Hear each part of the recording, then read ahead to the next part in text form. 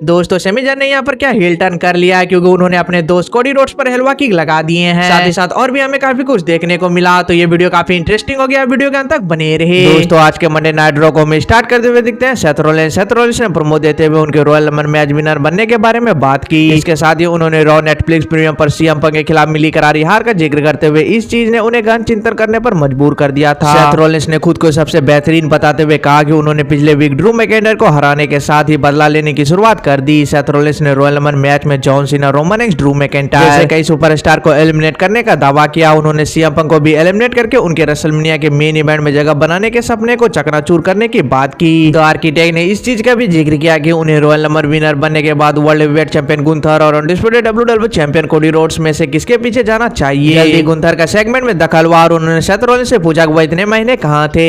इसके साथ ही ring general ने जे उसो को जोकर बताते हुए उनके खिलाफ किए टाइटल डिफेंस का जिक्र किया। उन्होंने सेथ रोलिंस को रॉयल नंबर जीतने पर भी फोकस करने को कहा। सेथ रोलिंस ने जवाब दिया कि यह टाइटल उनके बिना अस्तित्व में नहीं होता। इसके साथ ही उन्होंने गुंथर के दूसरे ओपोनेंट से खुद को अलग बताया। रिंग जनरल ने द आर्किटेक्ट को रॉयल नंबर जीतकर उन्हें चुनौती देने के लिए कहा ताकि वह बता सके कि टाइटल उनसे ताल्लुक रखता है। इसके बाद लोगन पॉल का दखल देखने को मिला और उन्होंने कहा कि नए एरा में नए फेस की जरूरत है। इसके साथ ही लोगन ने रॉयल नंबर मैच जीतकर रेसलमेनिया में वर्ल्ड टाइटल मैच लड़ने की बात कही। गुंथर भी लोगन से लड़ने को लेकर इच्छुक दिखाई दिए और कहा वह उनके खिलाफ मैच लड़कर शर्मिंदा कर देंगे। अंत में सेथ रोलिंस ने टाइटल वापस जीतने का दावा किया और वहां से चले गए। इसके बाद सेमी जान ने रेसलमेनिया मेन इवेंट करने का जिक्र करके बैक स्टेज सीएम पंक पर तंज कसा। इसके बाद सेमी की कैरियन क्रोस से मुलाकात हुई और उन्होंने सेमी जान की सोच बदलने की कोशिश की। इसके बाद फिर हमें war readers versus Dominik Mysterio and JD McDonagh के बीच वर्ल्ड टैग टीम चैंपियनशिप के लिए मैच देखने को मिला। Dominik Mysterio and JD McDonagh ने मैच शुरू होते ही वॉर रेडर्स पर अटैक करके दबदबा बनाने की कोशिश की। इसके अलावा मैच में कार्लेटो ने दखल देकर डोमिनिक एंड जेडी की मदद की, लेकिन वॉर रेडर्स ने मैच का कंट्रोल हाथ से जाने नहीं दिया और अंत में डोमिनिक को वॉर मशीन मूव देते हुए टाइटल रिटेन किया। इसके बाद जेवियर वुड्स का सिंगल मैच में रे मिस्टीरियो से सामना हुआ। इस मैच में इन दोनों सुपरस्टार ने एक दूसरे को अच्छी टक्कर दी और बेहतरीन मूव्स का इस्तेमाल होते हुए देखने को मिला। इस मैच के दौरान जेवियर क्राउड में मौजूद अपनी फैमिली से मिलते हुए दिखाई दिए, लेकिन वो लोग उनके खिलाफ दिखाई दिए। इससे जेवियर वुड्स को गुस्सा आ गया और जब वो रिंग में आए तो रे मिस्टीरियो ने उन्हें 619 मूव हिट करने के बाद पिन करते हुए मैच जीत लिया। इसके बाद सेमी जान बैक स्टेज सेथ रोलिंस को समझाते हुए दिखाई दिए कि उन्होंने पिछले वीक उन पर गलती से हलवा की हिट कर दिया था। सेथ रोलिंस ने उनकी बात मान ली, लेकिन इसके साथ ही उन्हें यह गलती नहीं दोहराने की चेतावनी दी। इसके बाद जे उसो ने प्रोमो देते हुए सैटरडे नाइट मेन इवेंट में वर्ल्ड हेवीवेट चैंपियनशिप मैच हारने के बारे में बात की। जे उसो ने दावा किया कि वो रॉयल नंबर विनर बनने के बाद रेसलमेनिया 41 में वर्ल्ड टाइटल हासिल करेंगे। इसके बाद बियांका बेलेर एंड नाओमी का टैग टीम मैच में Liv Morgan and Raquel Rodriguez से सामना हुआ।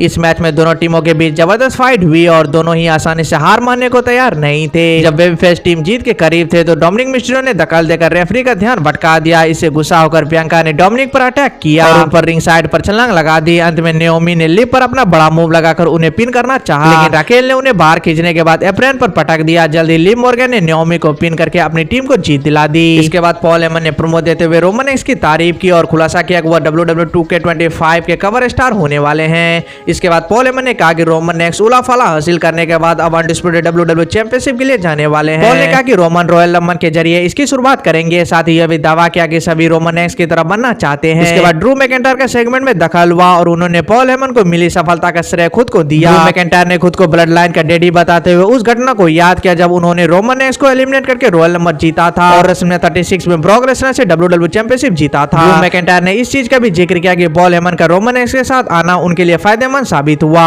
और उनके ऊपर पैसों की बारिश हो रही है। स्कॉटिश वॉरियर ने पॉल हेमन को उन्हें थैंक्स करने को कहा। इसके साथ ही उन्होंने पॉल हेमन को सीएम पंक को संदेश देने के लिए कहा कि वो रॉयल नंबर में उनका बुरा हाल कर देंगे। इसके बाद फिर हमें ड्रू मैकिंटायर का सिंगल मैच में सेमी जान से सामना हुआ। जैसे कि उम्मीद थी दोनों सुपरस्टार के बीच शानदार मैच हुआ।